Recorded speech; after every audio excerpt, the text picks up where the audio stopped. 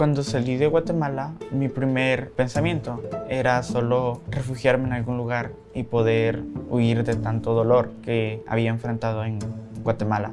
Las pandillas son malas con las personas homosexuales, las golpean, inclusive hasta las matan porque no las quieren definitivamente. Entonces esa es la razón por la que no podía estar ahí.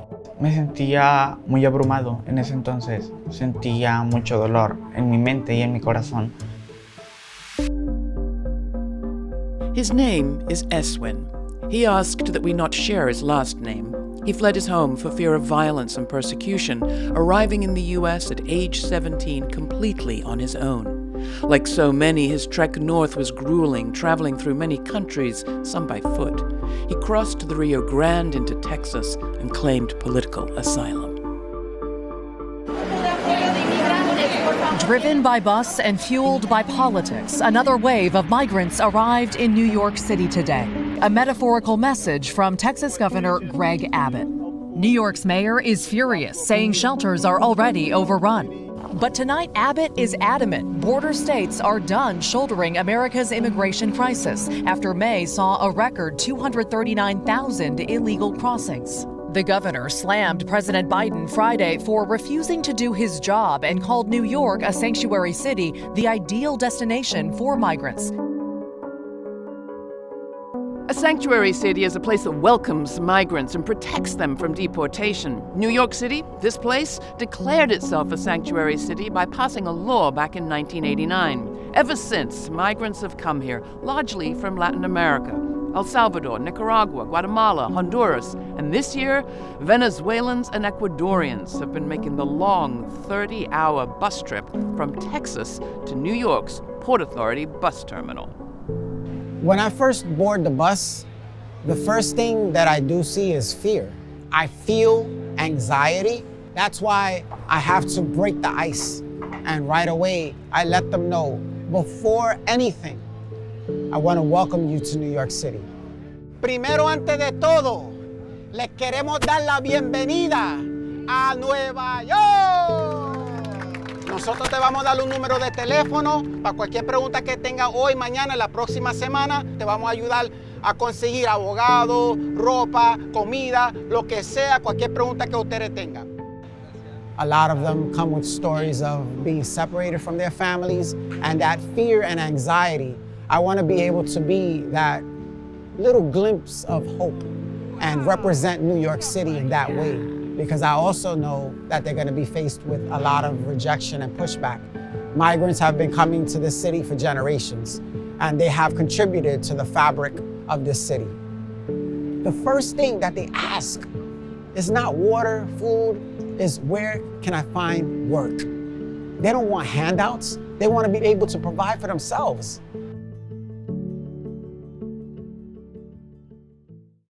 As of the end of October, over 100,000 migrants have come to New York City in 2023. Of them, some 15,000 are unaccompanied minors, teens and kids who crossed the border alone. They find themselves now in an unimaginable situation, having to find their way in a city where shelters are overcrowded, work papers take months, and asylum cases years. How to make money, that's perhaps their most pressing need. Into this situation has stepped an army of volunteers. Unaccompanied minors and immigrant children who are working, whether they're accompanied or not, are particularly vulnerable. There's sort of vulnerability on top of vulnerability. If you think about it, immigrants are often at higher risk for a range of reasons. They don't speak the language, they may not know their rights, they may not know what kinds of agencies to go to or where they can get help. We get a lot of unaccompanied minors since August, and that's what we pride ourselves in. We pride ourselves in listening, asking questions, and finding out who the people are with, if they're alone. We try our best to get them into the situation that's going to be most suitable to their needs. Fortunately, we've forged a great relationship with Jamie Polovich and the team at Coalition for the Homeless Youth, that we're actually able to call and let her know and her team know that we've come across some unaccompanied minors that need assistance. The work that we're doing, the way that it's primarily being facilitated is when young people are arriving in New York City in all the ways they're coming on the buses and the planes and the trains, then we're getting a call directly from the volunteers and the staff from the nonprofit organizations that are working with the young people. And then we contact all of the individual runaway and homeless youth shelters across the city to see where there's beds available that the young person's eligible for, mainly based on gender identity. And then once we confirm that a bed is available, we directly connect the referring individual to the organization and gets the basic, identifying information, and the young person moves in that day. If it wasn't for that, they basically would be in this shelter system, lost, not around a crowd that they should be around, perhaps not going to school, not having any type of information, and pretty much can be led in the wrong direction easier. In our experience, since this began, it's the volunteers that are on the ground, that they're receiving people in a respectful and a human-centered way, and then they're coordinating access to services for them on a case-by-case basis, which I think is also important. But what if you don't have a parent or a guardian? What if you don't have a sponsor or a foster home to go to? In that situation, unaccompanied minors find themselves in one of 2 detention centers just north of the city. And between them, they hold some 200 migrants, often for as long as a year. They suffer from detention fatigue oftentimes because they don't really see a way out. And going to foster care is an option that is deemed better for a child because they have the opportunity to live a life that's almost normal, because they can go to school, they can have friends, they can go out, which they cannot do in detention. There's not enough spots in foster care for immigrant children right now.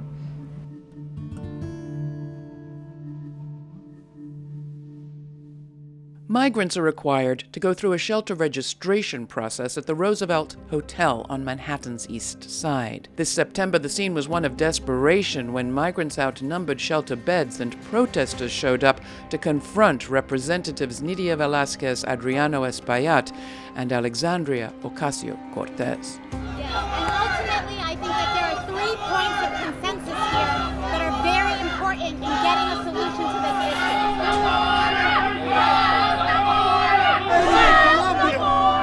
Break the law. The first is that there is consensus here across geography and states on increased federal resources to cities and municipalities dealing with this issue. When you're taking care of illegal immigrants over your own citizens, you're trampling over the Constitution. The second is to allow for work authorizations so that folks in here can get to work and start supporting themselves as soon as possible. They want them to come here to vote. These work authorizations are for them to vote. They are prevented from getting jobs. They are prevented from employment, and that is part of the strain on our public system.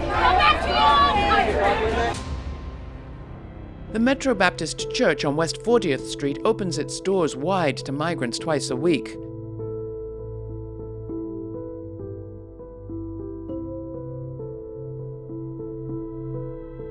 They serve hot food, and volunteer lawyers show up to offer legal help.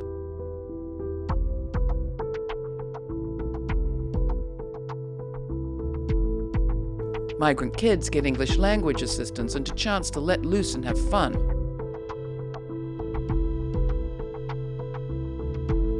For most, this is the first step in a long and uncertain journey to legal residence.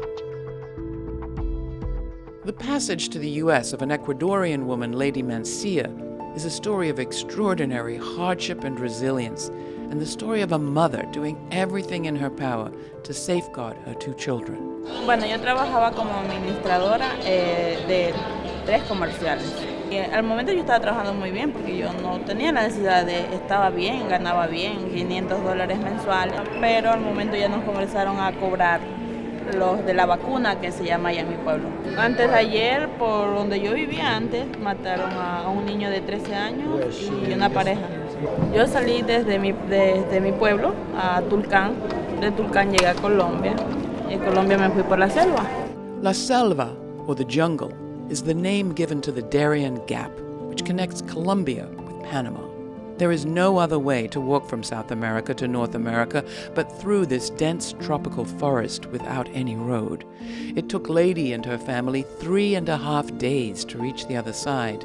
They were robbed in the jungle and again in Mexico, the second time by the police. Al momento que nosotros íbamos cruzando, el río estaba muy hondo. Lady's son, Anthony, hearing impaired and autistic, grabbed hold of his stepfather and swam across the river. But Lady and her 4-year-old daughter couldn't make it. Ahí nosotros íbamos a cruzar, yo con la niña, pero yo no pude y me regresé. Me iba jalando el río. Yo crucé después de 2 días. Ya mi esposo se entregó a migración, pero los alejaron. When Lady finally arrived in Texas, she learned that her husband had been deported back to Ecuador and her son sent to a detention facility in Maryland. Lady then reached out to artists, athletes, activists, and Power Malou in New York. He helped navigate the bureaucracy. It took a full 3 months for mother and son to be reunited. We're here at LaGuardia Airport.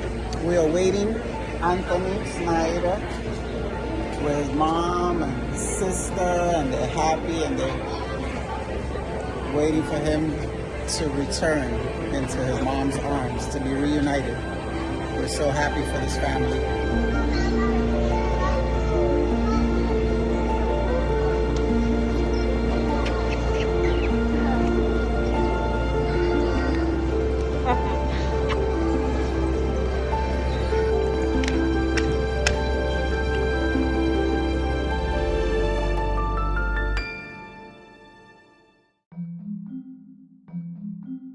At a storefront law office in the Bushwick neighborhood of Brooklyn, an Irish priest and lawyer, Father James Kelly, has been representing immigrants since 1980.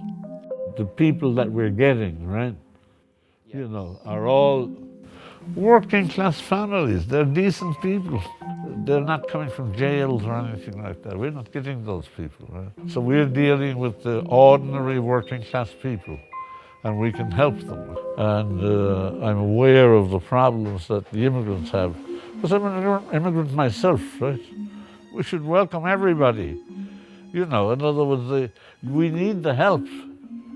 We need the immigrants, okay? Angela Fernandez is executive director of Safe Passage, an organization of 40 immigration lawyers and others from New York City law firms who work pro bono. We provide free legal representation to unaccompanied minors. The majority of these young people are coming from the Northern Triangle in Central America. The statistics show that when a young person is facing the immigration courts alone, their chances of being able to stay in the United States is about 13 to 17%. If this young person is matched with a skilled immigration attorney, their chances of winning their case increases by over 90%. And that statistic is staggering. What it also communicates is that the majority of these young people have a right to stay, but without an attorney, they're not able to exercise that right. We work with young people who have been raped, who have been tortured, who have been kidnapped, many times on the way from their country to the United States, who've been abandoned, who've been starved. They are coming to this country with the continued desire to thrive in this country, despite the trauma that they've endured. The majority of the young people we serve are adolescents. Many of them come walking from, let's say, El Salvador, Guatemala, or Honduras, and they ride on La Bestia, which you may be familiar with, this train where people are riding on top. It's very, very dangerous. And then they come to the border. Typically then at the border, they are processed by customs from the United States. They are detained and placed in a detention center and they cannot be for more than 72 hours. Within 72 hours, they get transferred to another agency of the federal government, and there they are placed with either a foster home or a group home while they wait for, hopefully, a sponsor that can vouch for them and say that they will take care of them. While they're going through this process of being placed in a place where they can live, they still have to confront their deportation proceedings. They are automatically placed in deportation proceedings, and that is exactly where we step in. Marie Wavre, Eswin's lawyer, is optimistic about winning his claim of political asylum. Eswin came to the United States as an unaccompanied minor. He came through Texas and was put in a detention center. After some time, he was moved to a different detention center in New York, where he stayed about a month before being sponsored out by his sister. The US has very strict laws about who can be a sponsor and in what situation a kid can be sponsored out. That depends mostly on the relationship with the sponsor, if it's an immediate family member or not, and the age of the child. So his case is based on persecution he suffered because of his LGBT identity. Muchas de las personas homosexuales en Guatemala o en Centroamérica los asesinan o simplemente esconden su homosexualidad fingiendo ser otras personas. Entonces las personas no les hacen daño, pero si ellos se visten de mujer o son más afeminados aún, los atacan. If this young person can show that if they are deported back to a country that has a track record of incarcerating members of the LGBTQ community, of people being killed, where the government doesn't step in to protect them. If we can show those things and prove it, they will likely win their asylum case.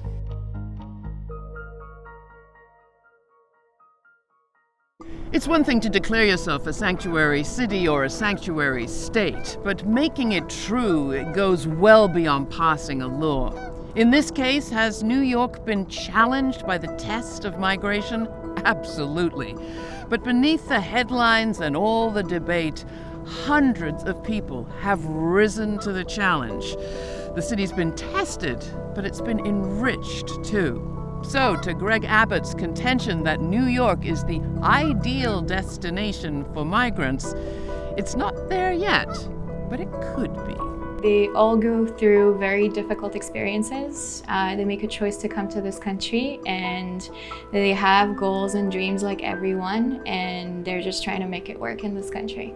Estoy estudiando, estoy esperando terminar mis estudios y poder obtener mi diploma para entrar a la escuela de aviación y ser auxiliar de avión. Ver todo desde el cielo, es muy hermoso ver todo desde lo alto. When I was a child, about 7 years old, I remember going with my mom to the HRA offices, and she was trying to get help. I remember family members did the same, and they would bring me along to help them translate. And I would see how they were treated because they didn't speak the language. A lot of times they would be cut short, they would be shooed away, sent around in circles, and I didn't really understand it. And as I got older, I saw that nothing has really changed. And so I made it my duty to be able to step up in this role and commit in that direction of helping people that really don't have someone in this country that can have their back or speak up for them. ¿Cómo te sientes ahora que estás con el niño? Muy alegre, les agradezco mucho a usted y a la fundación con la que pertenece y muchas gracias por volver a mi hijo conmigo. Gracias. ¿Cómo te sientes que tiene tu hermanito contigo ahora? Feliz. ¿Contenta? ¿Lo va a llevar al parque? Vivir aquí en Estados Unidos es increíble porque muchas veces puedo salir sin pensar que alguna persona de mi pasado puede venir a molestarme o puede alcanzar a hacerme daño. Entonces me siento cómodo aquí.